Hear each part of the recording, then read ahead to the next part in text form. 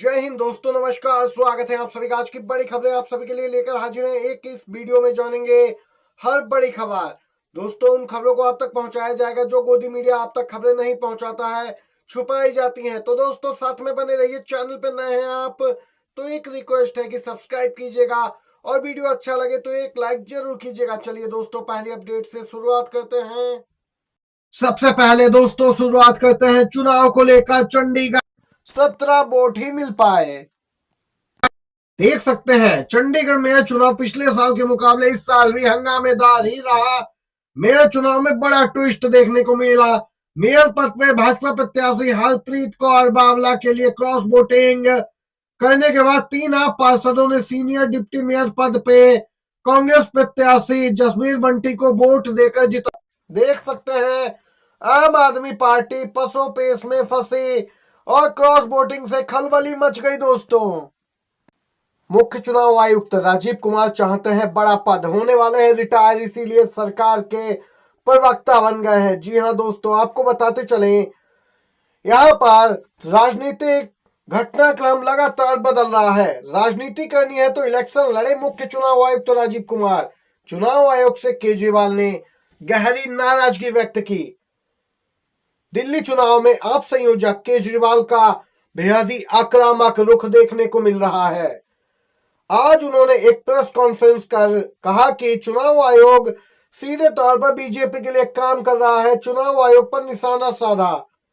उन्होंने तो मुख्य चुनाव आयुक्त राजीव कुमार को ही आड़े हाथों लिया और यहां तक कहा कि अगर राजनीति करनी है तो उनको चुनाव लड़ लेना चाहिए।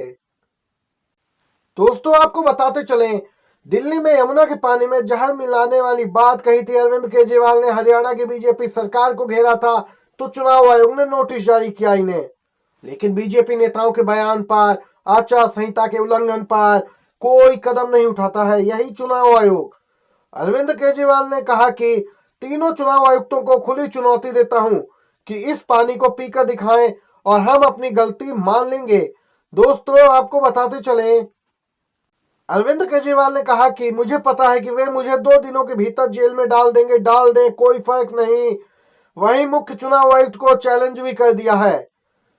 अरविंद केजरीवाल ने कहा कि चुनाव आयोग राजनीति कर रहा है क्योंकि राजीव कुमार को 28 फरवरी को पोस्ट रिटायरमेंट नौकरी चाहिए, यानी रिटायर होने के बाद कोई बड़ा पद चाहते हैं, उसकी मंशा है, लालसा है और इसी लालच में यह सरकार के लिए एजेंट के तौर पर काम कर रही है। केजरीवाल का कहना है। दोस्तों, आप लोगों की क्या कुछ राय है? आप लोग इस बयान से सहमत है या नहीं, जरूर लिखिए कमेंट बॉक्स में।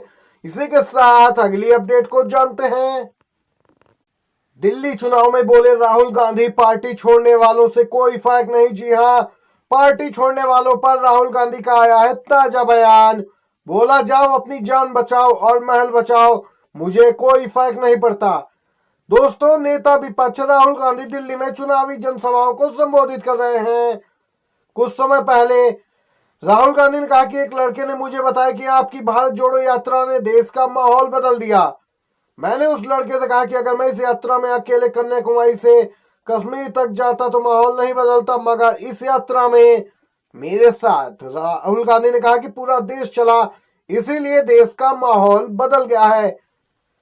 राहुल गांधी आगे कहते हैं कि गांधी जी ने, अंबेडकर जी ने जनता को सुना, उनकी समस्याएं समझी और फिर वे आपकी आवाज बने, यानी जनता की शक्ति से ही सब कुछ है, कहना है राहुल गांधी का। दोस्तों, अगली अपडेट की ओर चलते हैं। कांग्रेस नेता ने जताई चिंता, सुस्ती में है देश की अर्थव्यवस्था, सरकार कुछ नहीं कर रही, उल्टा तथ्यों को दबा रही। दोस्तों, कांग्रेस के वरिष्ठ नेता पी चिदम्बरम ने दावा किया कि देश की अर्थव्यवस्था सुस्त है, लेकिन सरकार स्थिति संभालने में नाकाम है। उन्होंने दिल्ली में एक प्रेस कॉन्फ्रेंस में यह कहा कि वर्तमान समय में रोजगार सृजन नहीं हो रहा, महंगाई बढ़ रही है और व्यापक स्तर पर असमानता है। दोस्तों, पूर्व वित्त मंत्री ने कांग्रेस की ओर से तैयार अर्थव्यवस्था की वास्तविक स्थिति 2025 शीर्षक वाली रिपोर्ट जारी करते हुए कहा कि इस रिपोर्ट में कई ऐसे का खुला उल्लेख है जिनको सरकार ने दबा दिया। उन्होंने कहा कि सरकार अर्थव्यवस्था की जो स्थिति बताती है वह वास्तविकता से कोसों दूर है। उन्होंने दावा किया कि अर्थव्यवस्था चरमरा गई है, इससे इनकार नहीं किया जा सकता। पिछले साल की आर्थिक वृद्धि की इस साल 2% तक की गिरावट आ सकती है, क्योंकि नए रोजगार का सृजन नहीं हो रहा और पिछले 4-5 साल से वेतन में बढ़ोतरी भी नहीं हो रही है। दोस्तों, इसी के साथ एक और बड़ी खबर जानते हैं। अब होगा उत्तर प्रदेश के मुख्यमंत्री योगी आदित्यनाथ का इस्तीफा, क्योंकि आला पहुंच गया है सीजीआई संजीव खन्ना के पास। समय की एक बिग ब्रेकिंग अपडेट, खबर अभी अभी आई है कि महाकुंभ में हुए हादसे को लेकर सुप्रीम कोर्ट में एक जनहित याचिका वकील द्वारा दायर कर दी गई। वीवीआईपी मूवमेंट समेत कई मुद्दे उठाए। महाकुंभ में बीते दिन मची भगदड़ ने काफी माहौल गर्मा दिया है। अच्छी दलों को भी इतना सरकार को घेरने का, वहीं वकीलों ने अलग मोड़ खोल दिया।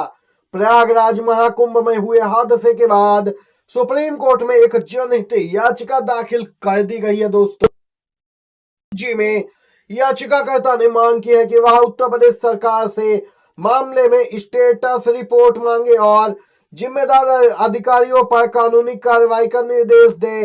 दरअसल महाकुंभ में मौनी अमावस्या पर, यानी दूसरे अमृत स्नान से ठीक पहले हादसा हुआ था।